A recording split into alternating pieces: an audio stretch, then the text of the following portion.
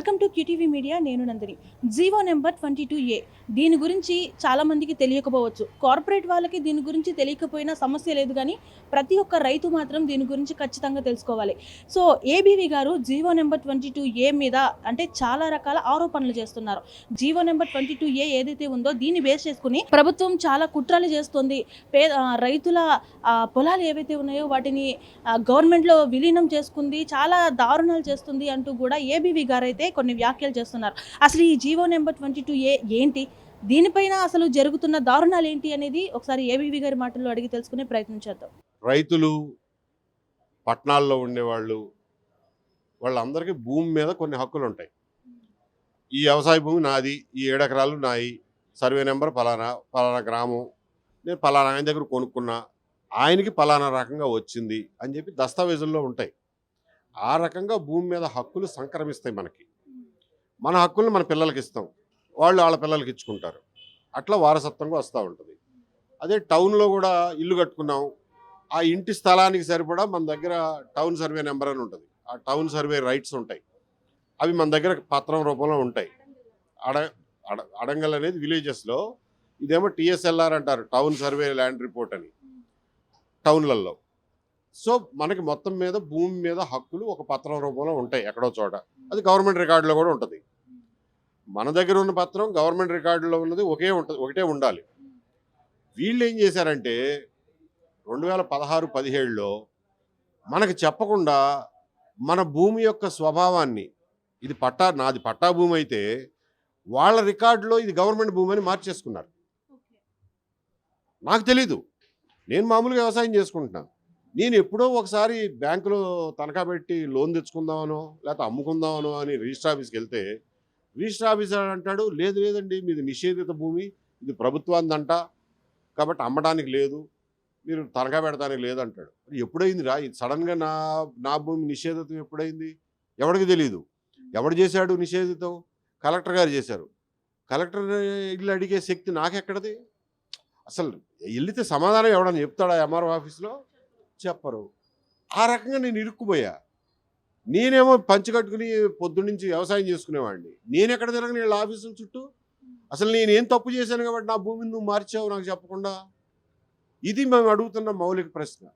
ఇవాళ మంత్రి గారు వచ్చి ఏమంటారంటే, లేదు మేము జీవో ఇచ్చాం, అవి మీరు వచ్చి అర్జీ పెట్టుకుంటే మేము దాన్ని సానుకూలంగా.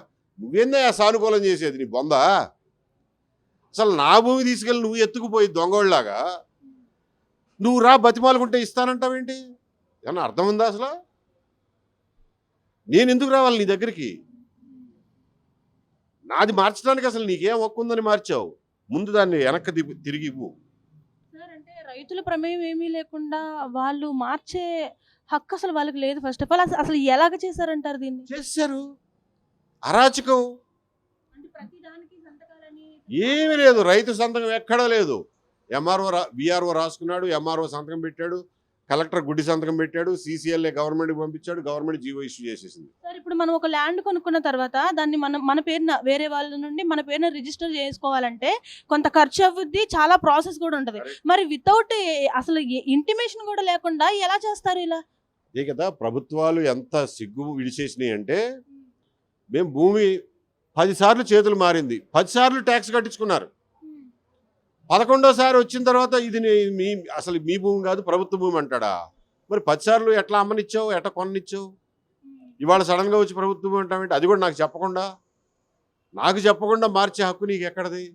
మరి రైతులు దీని నుండి వాళ్ళు సేఫ్ అవ్వాలంటే ఏంటి సార్ మార్గం ఏంటి? మేము వాలంటరీగా రైతుల సమస్యని పైకెత్తుకున్నాం, భుజాన వేసుకున్నాం. రైతులందరూ బక్కాళ్ళు, ఒక్కరొక్కళ్ళే కదా. నా భూమి వరకే నాకు పరిమితం, మా పక్కాడిది కూడా నేను సమస్య నాకు తెలియదు, పట్టదు, వాడిది వేరు సమస్య, నాది వేరు. సో వీళ్ళందరినీ ఒక చోటకి చేర్చి ప్రభుత్వం మీద పోరాటం చేస్తున్నాం. ప్రభుత్వానికి కొంచెం అన్న జ్ఞానం ఉంటే, అరే ఇది సమస్య మనం క్రియేట్ చేసామరా, దీన్ని మనమే సాల్వ్ చేయాలని చెప్పి ఆలోచిస్తుంది.